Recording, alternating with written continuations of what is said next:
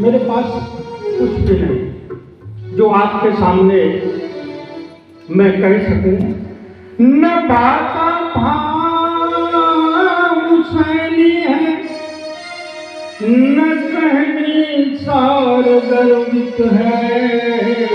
एक चीज हृदय का प्रेम है जो आपको सादर समर्पित है। आज मैं प्रकाश डालना चाहूंगा मानवत्व और आत्मतत्व। इतनी कथाएं धरातल पर हो रही हैं कि किसी भी क्षेत्र में आप जाएंगे तो आपके कानों में प्रतिदिन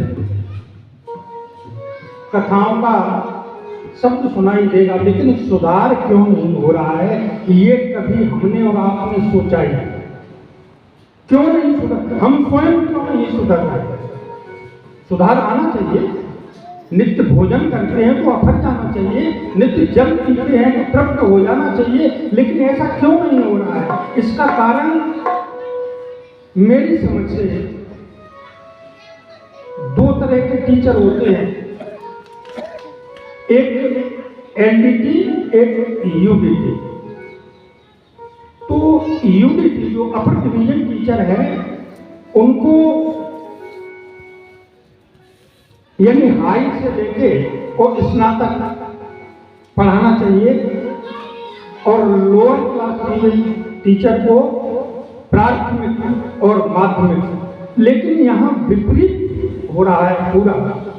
एक अपर डिवीजन टीचर को मिडिल क्लास और प्राथमिक क्लास को सौंप दिया जाए तो वो कुछ सिखाएगा, कुछ न कुछ शिक्षा ग्रहण कराएगा। लेकिन यहाँ सबसे बड़ा काम ये बिगड़ जाता है कि जब लोअर डिवीजन टीचर स्नातक को पढ़ाने जाता है तो उनका मुंह देखता है। यह दशा हो रही है। कथा कहाँ तक सुनाना चाहिए, क्या बताना चाहिए, मानवत्व क्या है, मानव कैसे बने? हमारे गोस्वामी तुलसीदास जी ने लिख दिया है कि बड़े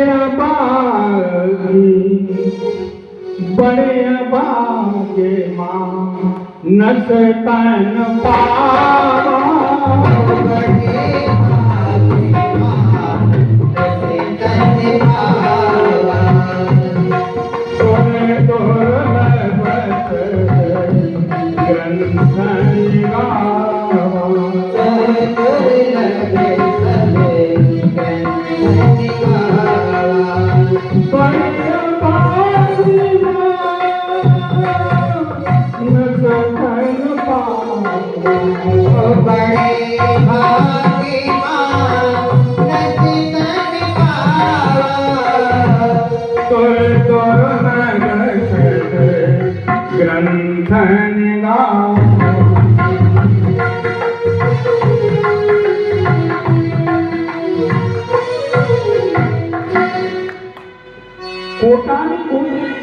जन्मों के जब सुकृत जीव के एकत्रित पुंज बन जाते हैं, तब कहीं जाके मानव जीवन प्राप्त होता है। कई जन्मों के पुण्य सुकृत इकट्ठे हो जाते हैं, तब बड़े भाग मानस तन पावा, मुश्किल से बड़ी याचनाओं से तब कहीं कबहू की करी करुणा नर देही, तब प्रभु हमारी करुणा करके और ये मानव तन प्रदान करते हैं। लेकिन इसमें आता है कि स्वर दुर्लभ सिद्ध ग्रंथन गावा। स्वर माने देवता। देखो हम तो नहीं मानते, हम मानते हैं यहाँ कि मानव का तन तो मिल गया,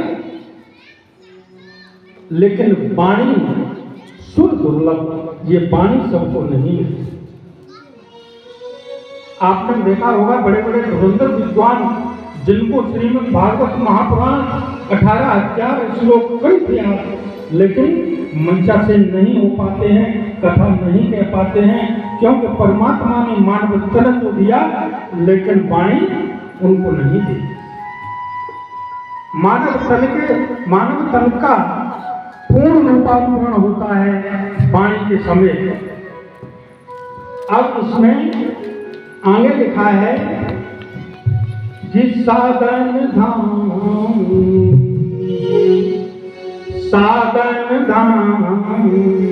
ओ मुझ कर द्वारा, ओ साधन धाम मुझ कर द्वारा,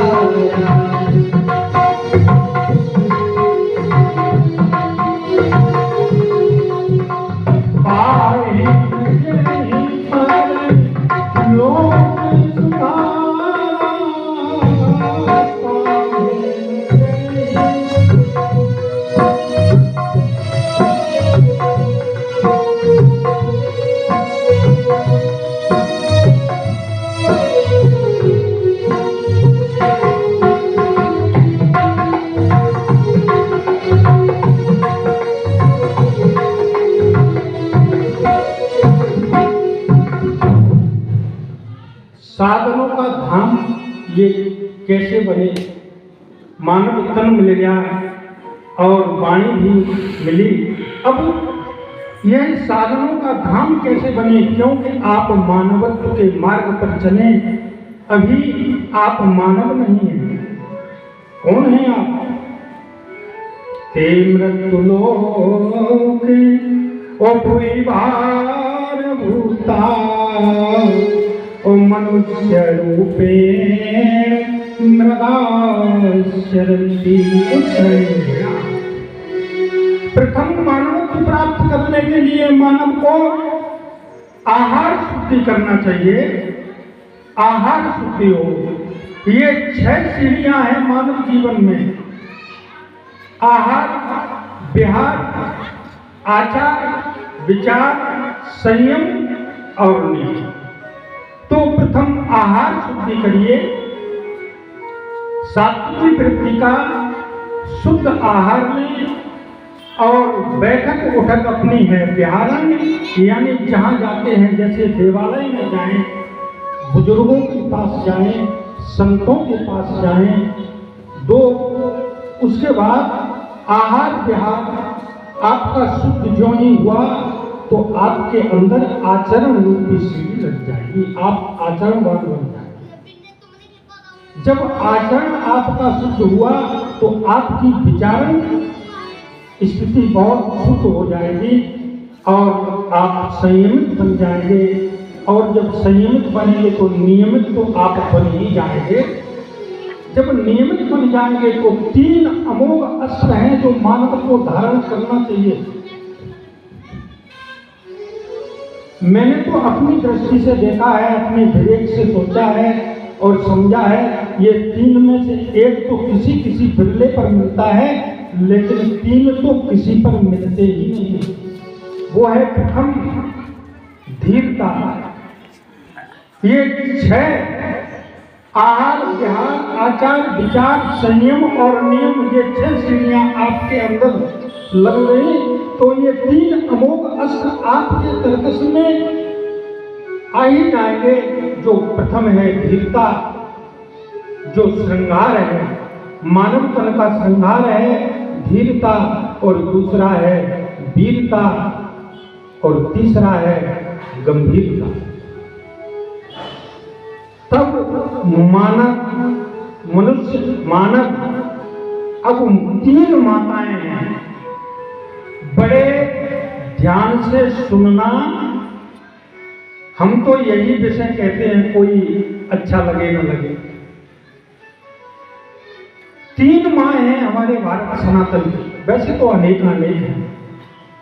3 हैं।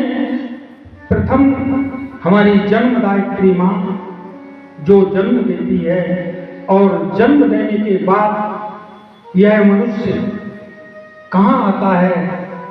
इस धरती माता पर। जन्मदायित्री, जन्मभूमि, और एक वो सनातनीय माता जिसने आज से नहीं, सतयुग त्रेता और द्वापर में मानवों पर, देवताओं पर कभी भी संकट आया है तो सभी को अपने शरीर में 33 कोट देवताओं को अपने शरीर में सम्मिलित करने वाली वो गो माता, जिसका हाल आंखों से देखने पर अगर दृष्टि भरकर ही देख लेते हैं तो आंखों से और कुछ नहीं अश्रुपात जरूर होता है। इतनी बुरी दुर्दशा है जिसने हमारे भारतीय सनातन की कई बार रक्षा की और उसकी आज ये दुर्दशा है। किसी के पैरों में खून है, किसी के शरीर पर खून है, किसी के गर्दन पर खून है। ये बहुत